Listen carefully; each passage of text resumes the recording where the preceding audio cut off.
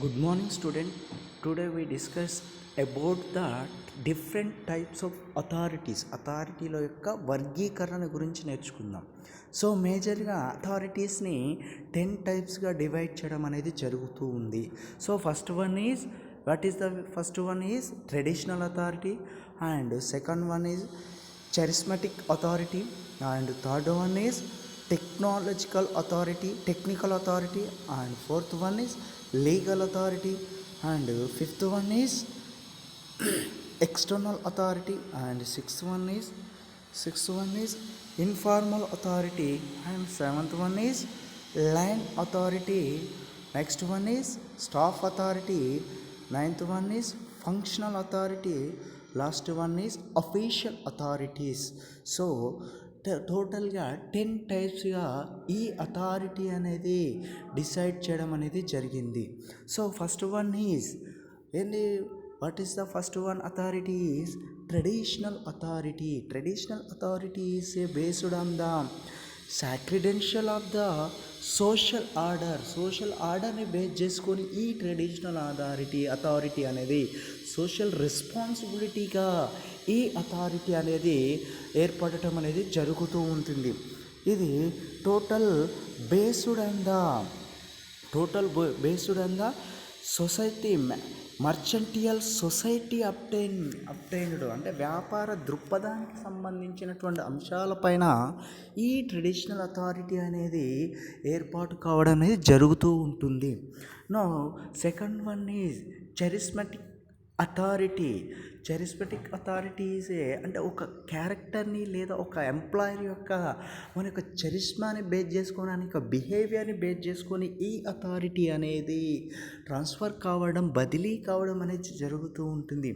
This authority is rest on the magical quality of individual leaders. వాళ్ళ యొక్క మస్టికల్గా ఈ quality of individual leaders, ఒక leader యొక్క individual యొక్క అతని యొక్క చరిస్మాని, అతని యొక్క నైపుణ్యాన్ని, సామర్థ్యాన్ని బేస్ చేసుకొని, అతని యొక్క ఓన్ స్కిల్ని బేస్ చేసుకొని ఇది ఏర్పాటు కావడం అనేది జరుగుతూ ఉంటుంది. Next one, third one is technical authority. This is based on the technical competence and expectations of individual. It is personal in the nature and hence cannot be delegated to the others. ఇది ఒక వ్యక్తి యొక్క technical యొక్క బేసిస్ని base చేసుకొని, technical యొక్క కంపోనెంట్ని, technical యొక్క అతను ఇంక్లూడింగ్గా ఉన్నటువంటి టెక్నికల్ యొక్క స్కిల్ని బేస్ చేసుకొని ఈ అథారిటీ అనేది డిస్ట్రిబ్యూట్ కావడం అనేది జరుగుతూ ఉంటుంది. Next one is legal authority. Next one is న్యాయాత్మకమైనటువంటి authority. Legal authority, this authority originates in the formal structure of the organization.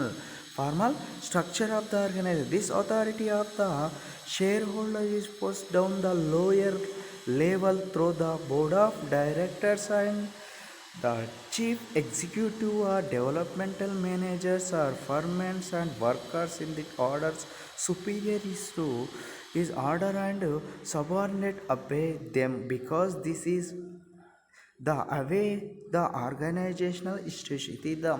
The legal authority is organizational and formal structure of the organization. అంటే ఒక కంపెనీకి సంబంధించిన బిహేవియర్ని, స్ట్రక్చరల్ని ఆధారంగా తీసుకొని లీగల్గా ఎటువంటి problems లేకుండా లీగల్గా జరిగేటటువంటి కంపెనీలో వచ్చేటటువంటి లీగల్ యాక్టివిటీస్ని, ఇష్యూస్ని క్లియరెన్స్ చేసేటటువంటి ఉద్దేశంతో ఆ సబ్జెక్టు పైన నైపుణ్యం ఉన్నటువంటి వ్యక్తులకి ఈ అథారిటీ అనేది ట్రాన్స్ఫర్ కావడానికి అవకాశం అనేది ఉంది. Next one external authority. Fifth one is external authority. This authority come from source outside of the organization. అంటే ఒక కంపెనీకి వచ్చేటటువంటి బయటిగా, బాహ్యంగా, ఎక్స్టర్నల్గా, అవుట్ సైడ్లో వచ్చేటటువంటి సోర్సెస్ని బేస్ చేసుకొని ఈ అథారిటీ అనేది ఏర్పాటు కావడం అనేది జరుగుతూ ఉంటుంది. Out side of the organization, source of the outside organization. This organization operate the legally because it is part of the government operation or accordance with the law passed the parliament, which in the term is elected by the people who are the ultimate source of the authority. Ultimate source of the అథారిటీని base చేసుకొని, అంటే ఇది ఎక్స్టర్నల్గా కంపెనీలో production manufacturing చేయడానికి కావాల్సిన లేదా outside బయటిగా జరిగినటువంటి other సోర్సెస్ని base చేసుకొని ఈ అథారిటీ అనేది ఒక కంపెనీ యొక్క డెవలప్మెంట్ పర్పస్లో, అంటే అయితే గవర్నమెంట్ నుంచి రావచ్చు, షేర్ హోల్డర్స్ నుంచి రావచ్చు, ఎక్స్టర్నల్ పార్ట్స్ ఆఫ్, లేదంటే డెవలపింగ్ మేనేజర్ వైపు నుంచి కూడా రావడానికి అవకాశం అనేది ఉంది. Next fifth one is informal authority. What is the informal authority? Informal authority is granted to people in the organizational deliberability to meet certain goals. It is a situational, instrumental in a nature. Informal authority is acquired by an individual of virtue of holding an important gatekeeping position by having access to the critical information etc. అంటే బయట ఇన్ఫార్మల్గా అంటే సంఘ విద్రోహమైనటువంటి లేదంటే ఇన్ఫార్మల్గా critical information base చేసుకొని ఈ authority అనేది ఏర్పాటు కావడం అనేది జరుగుతూ ఉంటుంది. The informal authority may also come because of special personal qualities of A person or when a subordinate accept the unofficial authority as a person owning the informal of understanding. impersonal unofficial సంబంధించిన వాటికి సంబంధించిన activities అన్నిటినీ కూడా ఈ authority అనేది deal చేయడం జరుగుతుంది. Next one line authority. Line authority is a superior exercise direct commanded over the subordinate. Line authority is respected by the chain of command that starts with the shareholders and extends down through the various levels to the points where the actual work is processed. అంటే line authority అంటే ఇదే సీక్వెన్స్గా 1 by 1 ఒక superior అనేటోడు commanded డైరెక్ట్గా ఒక సబార్డినేట్ని commanding చేస్తూ అతనికి పవర్స్ని లేదంటే ఒక రైట్స్ని అనాలసిస్ చేయడం అనేది జరుగుతూ ఉంటుంది. దాన్ని లైన్ అథారిటీగా తీసుకోవడం జరుగుతుంది. Next staff authority. 8 is staff authority. The staff authority is a advisor in a nature. A staff officer has authority of ideas only. His basis function is make the land people look good. Staff authority అంటే ఇది కేవలం ఒక management నుంచి ఒక officials నుంచి ఒక kind of advisor is basis function is make to the line people.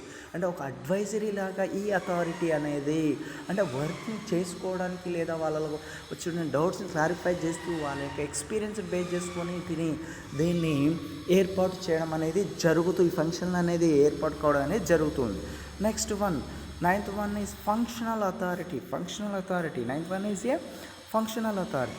The functional authority is a limited form of line authority given the functional experts over the certain specialized activities under the normal supervision of manager belonging to other departments. Manager who enjoy functional authority have to the right to issue directive on the matters over which they do not have direct line authority. Otherwise ఇది functional authority limited from the line అథారిటీలో ఉన్నటువంటి ఒక limited person సంబంధించింది specialised certain యాక్టివిటీస్ని ఇది ఏర్పాటు చేయడం జరుగుతుంది. నార్మల్ సూపర్విజన్కి మేనేజర్ సంబంధించి నార్మల్ యాక్టివిటీస్ని ఏర్పాటు చేయడం జరుగుతూ ఉంటుంది. Next last one is official authority. Official authority against personal authority which is derived from personal qualities such as intelligence, experience, expertise, etc. Official authority is derived from the manager's position. A manager might use both official authority and personal authority while getting the thing done.